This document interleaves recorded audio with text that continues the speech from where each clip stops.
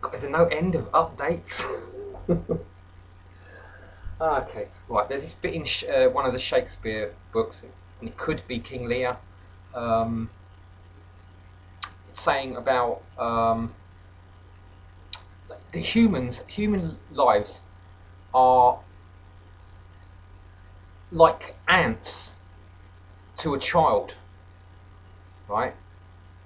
From the God's point of view, the gods look at humans like a child would look at ants, and they murder us and kill us for sport.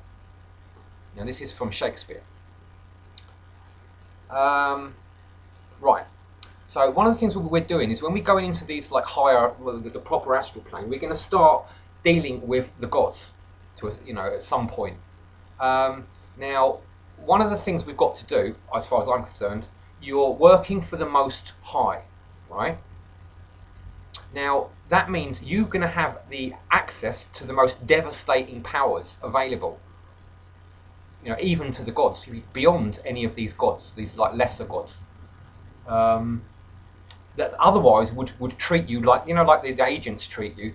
These so-called gods are the ones that allow all this to happen. They're the ones that have made these dodgy deals and allowed the tree to get all corrupted and stuff. So they're really living on borrowed time.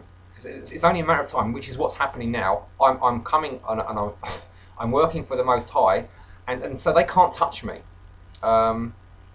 provided I I mean I am genuinely working for the Most High and doing the best job I can.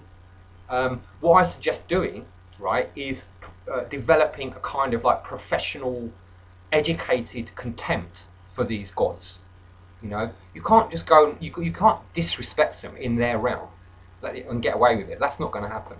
But you can cultivate a sort of educated contempt for them, right? And knowing full well that you've got the power to destroy them if the Most High God allows you to, of course, and you're prepared to, and you're being protected because you're working for the Most High. They can't touch you without incredibly serious consequences. They will not. It would literally. It's not even possible for them to harm you if you're working for the Most High. They can't, unless God allows it.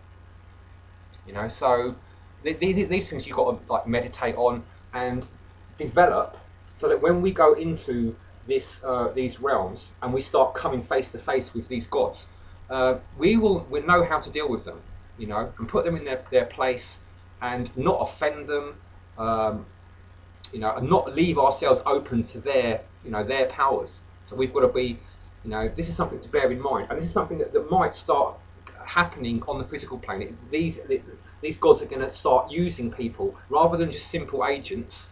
They will start coming down themselves and having to deal with us because they won't have any choice. We're cutting off their realm, and they've been living there for thousands of years, and to them it's their home, and we're just their livestock. Now the livestock have suddenly invaded their home and are kicking them out of their house, so they don't know what to do. So when you do this, you've got to do it very professionally.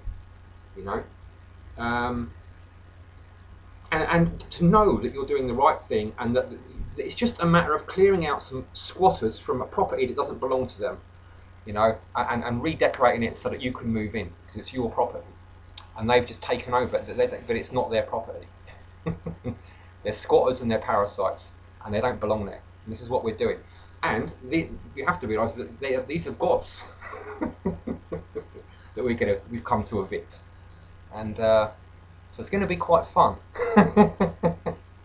Just so you know, forewarned is forearmed.